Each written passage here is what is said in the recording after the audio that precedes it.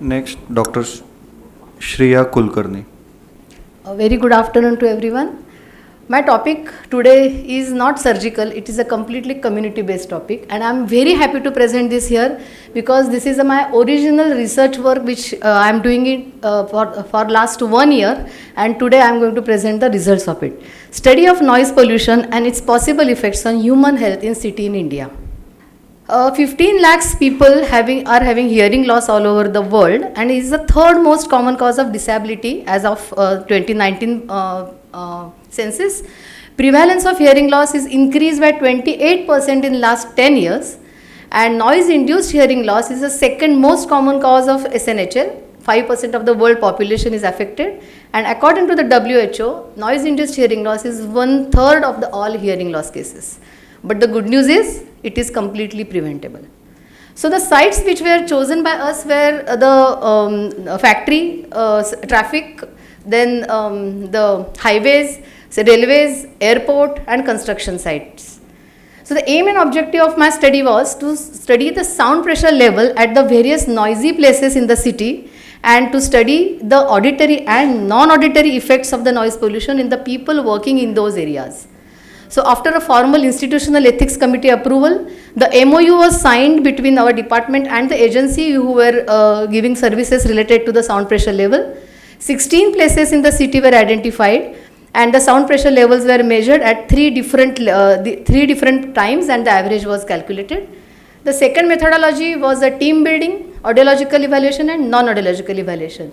In team building, the principal investigator, that is myself, along with the audiologist, postgraduate students, undergraduate students, interns, and they formed a cohesive team, and I trained them to do the audiometry screening and the non-audiological counseling.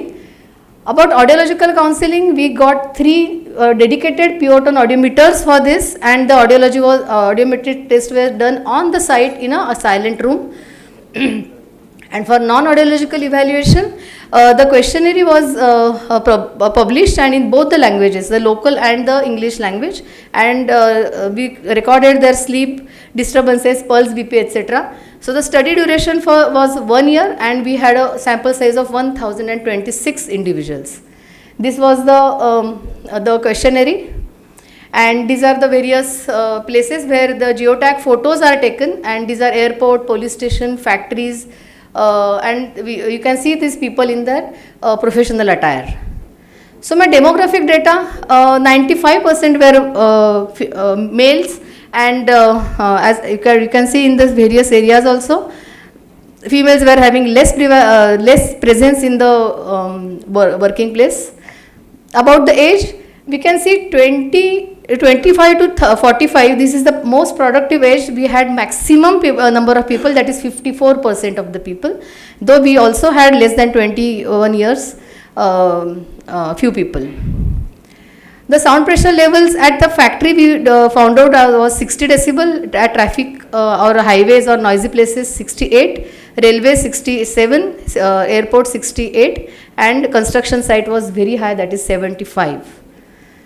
On the day of examination, the tachycardia, the basic tachycardia or the pulse more than 90 was seen in almost all these. I mean, I have got a detailed table about how many had tachycardia out of how many. So totally around 24% people had tachycardia on that day, and this is the percentage according to the various profession.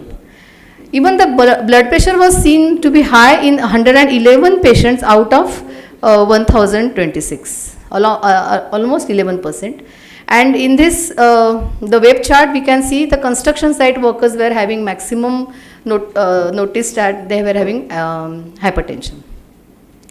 About the non-auditory effects, it was the self perception. So we had given various questionnaire to them, and the anger, aggression. So this is the ascending order. We have created that chart, and for the analysis, the railway station workers, they complained of hearing loss, and it was statistically significant. The pi value was definitely less than 0.5%. The tinnitus was more prevalent in construction site workers, the giddiness was more prevalent in airport workers, and so on and so forth. And the shocking thing was, in the construction site workers, they were having a lot of sleep disturbances, anxiety, aggression, and lack of concentration, and they were all proven to be having p-value was less than 0.05. So the reports about the self-perception, the significance of those non-auditory effect was highly there in these hearing loss, tinnitus, giddiness complaints. I mean, they had those complaints on their own, and these were the palpitation, breathlessness, communication problem, depression were non-significant. Good news was 82% people had a good sleep of 6 to 8 hours, and less than 6 hours was only 13% of the people. According to the occupation, we had factory workers around 48%, factory 1, factory 2, traffic police were 15%, railway station 8%, workers, airport and construction site were less than that. But when we did the audiogram, we saw that on the air conduction thresholds, we accumulated all the air conductions on one side, and they were continuously having the dip at 4000. Also at bone conduction, but it was more prevalently seen on construction site workers. Audiograms by age group also showed that there was depression at 4000, and also bone conduction was getting down. Number of participants by noise exposure. So we had 0 to 10 years, so many people were having exposure by ears, 11 to 20 so many, and 30 plus were around 94 people. And also in that there we could see the dip at 4000. It might be having some confounding factor, I agree with that, but it was the observation. And audiogram by occupation and years of exposure also showed that various professions are lining up with the dip at 4000, except for construction site, because they were already young people. Their age group was around only 21 to 30 years. So to conclude, construction site workers are relatively young and most vulnerable for NIHL, and intensity of sound exposure, duration of exposure is very variable and no protection is offered to them. As against traffic police, they do not have very defined working hours, they are also more prone for that. Factory workers had they used to wear the protective measures, and factories they have to do the audit, but they were better, and railways and airport were well on the same side. So my recommendation and future study was the policies and regulations for the construction site workers should be implemented in future. Though the construction site workers sample size was less, more studies needed in that, and perception of the noise auditory non-auditory effects is statistically significant. These tests were applied in my test ANOVA, and just last one slide. These are my references, and thank you for your patient listening, and enjoy Solapur. I'll be happy if you have any questions. Okay. Yeah. This all statistical data was personally collected by your team? Yes. I have got entire huge file of all the statistical data. I mean all the non-auditory questionnaire. I had 2 big box files of 1026. Absolutely, absolutely. 3 audiograms and soundproof room. I used to go there personally, select the room, talk with we have the communication emails and communication letters also from my side to those higher authorities like police officers. I mean I created the team, and I wanted, see, this topic as a ENT surgeon we have to look, we don't have to just, I mean, surgical, and it's our bread and butter, but for the future generation, and as a ENT surgeon we have to look into the society as well. And there are so many things are happening, and because I involved my UGs, I mean I just in one lecture I offered my UGs that this is study I am going to do. I had 32 names that madam we will voluntarily come for your study, and we had to go for various site visits. So UGs, interns, my postgraduates, and of course my colleagues and my audiologists, we all used to go, and we used to have fun also, and this is the effect, and I am going to publish this paper soon in the bigger journal. Thank you. I would request Dr. Gaurav Agrawal sir to hand over the certificate to Dr. Kulkarni ma'am.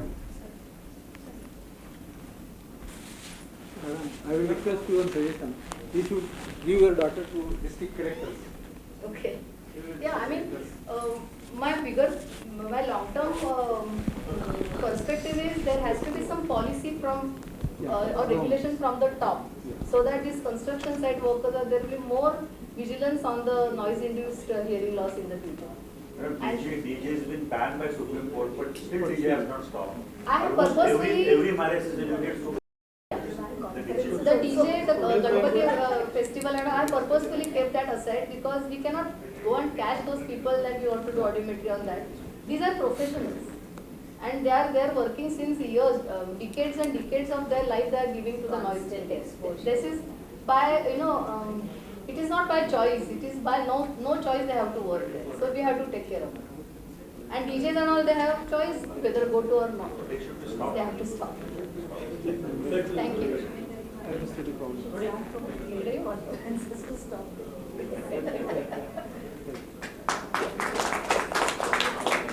बघू आज कोण कोण थांबवते आजच सगळ्यात practical होऊन जाईल. It is only for the professional DJ who is playing it.